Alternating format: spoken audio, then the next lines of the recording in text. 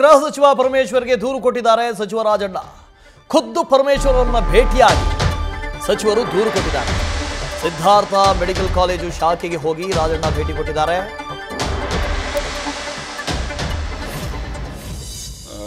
ಮುಖ್ಯಮಂತ್ರಿಗಳು ರಿಪ್ಲೈ ಇತ್ತು ಬೆಳಿಗ್ಗೆನೆ.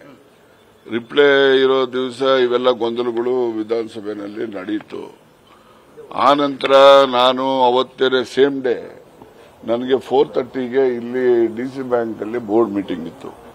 ಬೋರ್ಡ್ ಮೀಟಿಂಗ್ ನಲ್ಲಿ ನಾವು ನಬಾರ್ಡ್ ಆಫೀಸರ್ಸ್ ಮೀಟಿಂಗ್ ಜೊತೆಲಿತ್ತು. ನಾನು ಇಲ್ಲಿಗೆ ಬರಬೇಕಿತ್ತು. ನಾನು ಅಲ್ಲಿಂದ ಕೂಡಲೇ ಬಂದು ಇವೆಲ್ಲ ಮೀಟಿಂಗ್ಗಳು ಅಟೆಂಡ್ ಮಾಡಿ ರಾತ್ರಿ 8:30 ಆಯಿತು.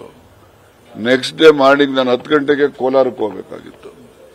ಕೋಲಾರದಲ್ಲಿ ಜ್ಯೋತಿ ಕೋಆಪರೇಟಿವ್ ಸೊಸೈಟಿ ಹೊಸದು ಇನಾಗ್ರೇಷನ್ ಮಾಡಬೇಕಾಗಿತ್ತು. ಸನ್ಮಾನ್ಯ ಸುದರ್ಶನ್ ಅವರು ಅದ್ರ ಬಗ್ಗೆ ಒತ್ತಾಯ ಮಾಡಿದ್ರು. ನಾನು ಅಲ್ಲಿ ತಪ್ಪಿಸ್ಕೊಳ್ಳಂಗಿರ್ಲಿಲ್ಲ.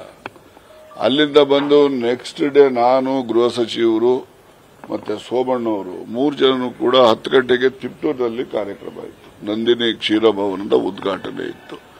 ಸೋಮಣ್ಣವರು, ನಾನು, ಗೃಹ ಸಚಿವರು ಎಲ್ಲ ಅಲ್ಲಿಗೆ ಹೋದು. ಅಲ್ಲಿಂದ ಬಂದಾದ ಮೇಲೆ ಬೆಂಗಳೂರಿನಲ್ಲಿ ಈ ಮಳವಳ್ಳಿ ಶಿವಣ್ಣವರ ಮಗನದ್ದು ಆರತಕ್ಷತೆ ಇತ್ತು. ಅಲ್ಲಿಗೆ ಹೋದ. ಹೀಗಾಗಿ ನನಗೆ ಬೆಳಗ್ಗೆ 7 ಗಂಟೆ 8 ಗಂಟೆಯಿಂದ ರಾತ್ರಿ 10 ಗಂಟೆವರೆಗೂ ಬಿಡುವಿಲ್ಲದ ಕಾರ್ಯಕ್ರಮ.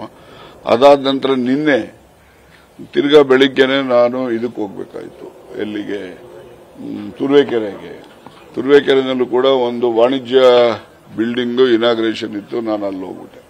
ಹಾಗಾಗಿ ಇಷ್ಟು ದಿವಸನೂ ಕೂಡ ನಾನು ಒಂದು 5 ನಿಮಿಷ ಸಮಾಧಾನವಾಗಿ ಏನೂ ಬರೀಲಿಕ್ಕೆ ಅವಕಾಶ ಇರಲಿಲ್ಲ.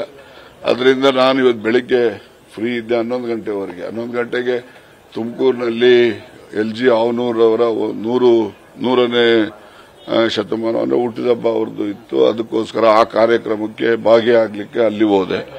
ಅಲ್ಲಿನವರೆಗೂ ಎಲ್ಲ ರೆಡಿ ಮಾಡಿಕೊಂಡು ಬಂದೆ. ಗೃಹ ಮಂತ್ರಿಗಳು ಎಲ್ಲಿದ್ದಾರೆ ಅಂತ ಹೇಳಿ ಪತ್ತೆ ಮಾಡಲಾಗಿ ಅವರು ಇಲ್ಲಿ ಸಿಗ್ತಾರೆ ಅಂತ ಹೇಳಿದ್ರು. ಅದಕ್ಕೆ ಇಲ್ಲಿ ಬಂದೆ ಕೊಡ್ಲಿಕ್ಕೆ.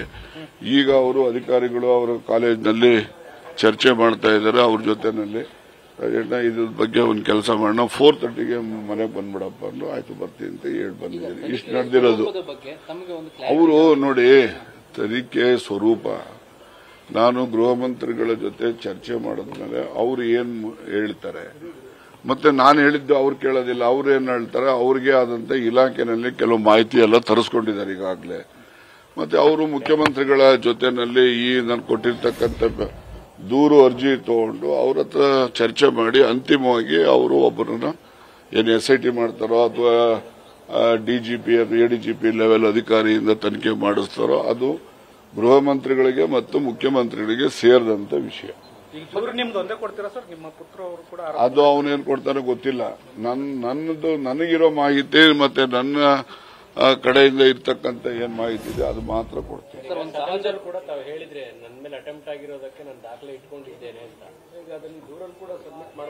ದಾಖಲೆಗಳು ಅಂದ್ರೆ ಏನ್ ದಾಖಲೆ ಇಟ್ಕೋಬಹುದು ಆಗಿದೆ ಹೇಳಿ? ಇದು ಫೋನ್ದು ಇಲ್ಲ.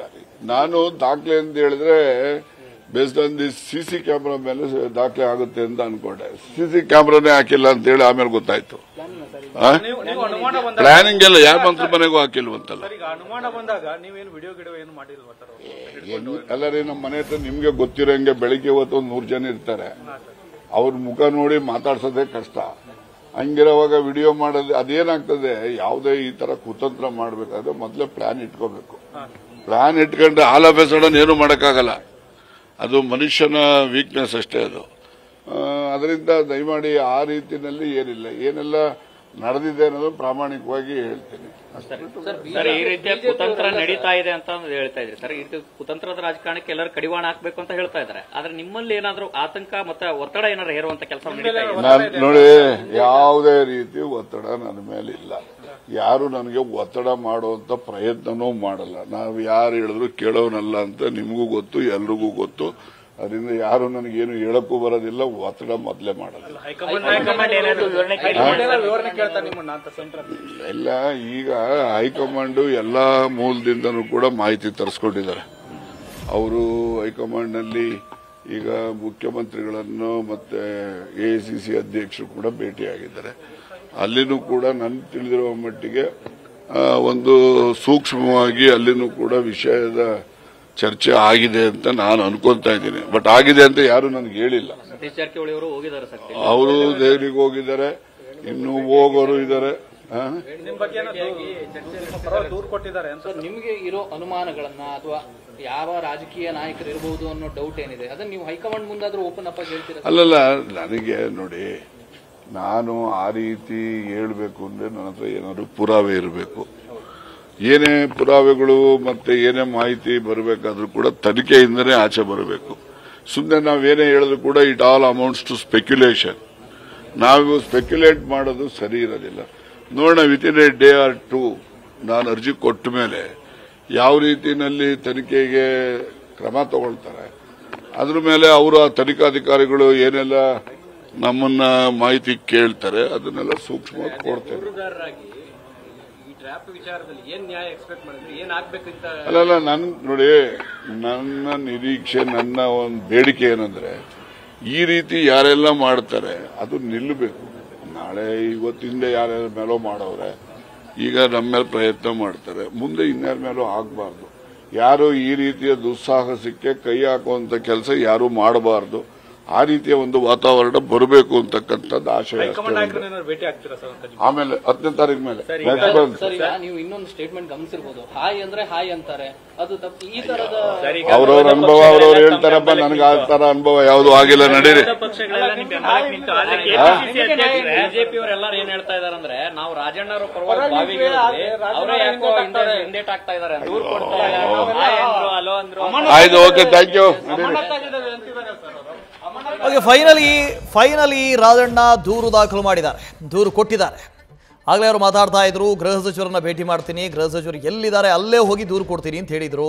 3 ಪುಟಗಳ ದೂರು, ಎಲ್ಲವನ್ನ ಆ ದೂರಿನಲ್ಲಿ ಉಲ್ಲೇಖ ಮಾಡಿದ್ದೀನಿ ಅಂತ ಹೇಳಿದ್ರು. ಹೌದು, ನನ್ನ ಮೇಲೆ ಅಟೆಂಪ್ಟ್ ಆಗಿರೋದು ಹೌದು, ಆದರೆ ಮೆಟೀರಿಯಲ್ ಎವಿಡೆನ್ಸ್ಗಳನ್ನು ನಾನು ಕೊಡ್ತೀನಿ ಅಂತ ಹೇಳಿದರು ಮೊನ್ನೆ ಸದನದಲ್ಲಿ ಚರ್ಚೆ ಆಗುವಂಥ ಸಂದರ್ಭದಲ್ಲಿ. ಆದರೆ ಮೆಟೀರಿಯಲ್ ಎವಿಡೆನ್ಸ್ ಇಲ್ಲ ಅಂತ ಹೇಳ್ತಾ ಇದ್ದಾರೆ.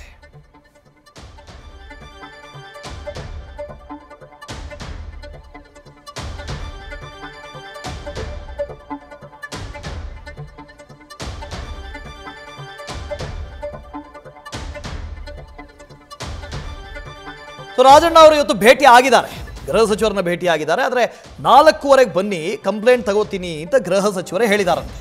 ಹಾಗಾಗಿ ರಾಜಣ್ಣ ಅವರು ಕಾಯ್ತಾ ಇದ್ದಾರೆ 4:15 ಆಗಲಿ ಅಂತ. ಆ 4:15ಗೆ ಆ ಘಳಿಗೆಯಲ್ಲಿ ದೂರು ಕೊಡುವವರಿದ್ದಾರೆ. ಅಂದರೆ 4-5 ದಿನ ಆಯಿತು, ಸದನದಲ್ಲಿ ಚರ್ಚೆ ಆದ ನಂತರ ಲಿಖಿತ ದೂರು ಕೊಡ್ತೀನಿ ಅಂತ ಹೇಳಿದರು. ಒಂದಷ್ಟು ಮೆಟೀರಿಯಲ್ ಎವಿಡೆನ್ಸ್ಗಳನ್ನು ಕೂಡ ಕೊಡ್ತೀನಿ ಅದ್ರ ಜೊತೆ ಅಂತ ಹೇಳಿದರು.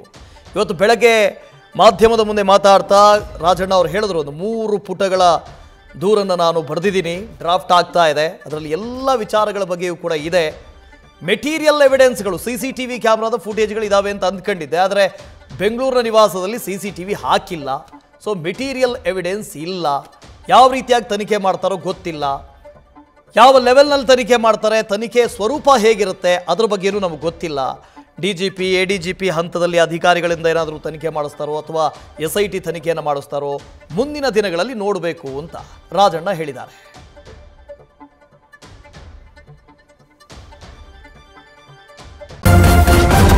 ನ್ಯೂಸ್ ಫಸ್ಟ್, ನಿರ್ಭೀತಿಯಿಂದ ನಿಮ್ಮ ಪರವಾಗಿ.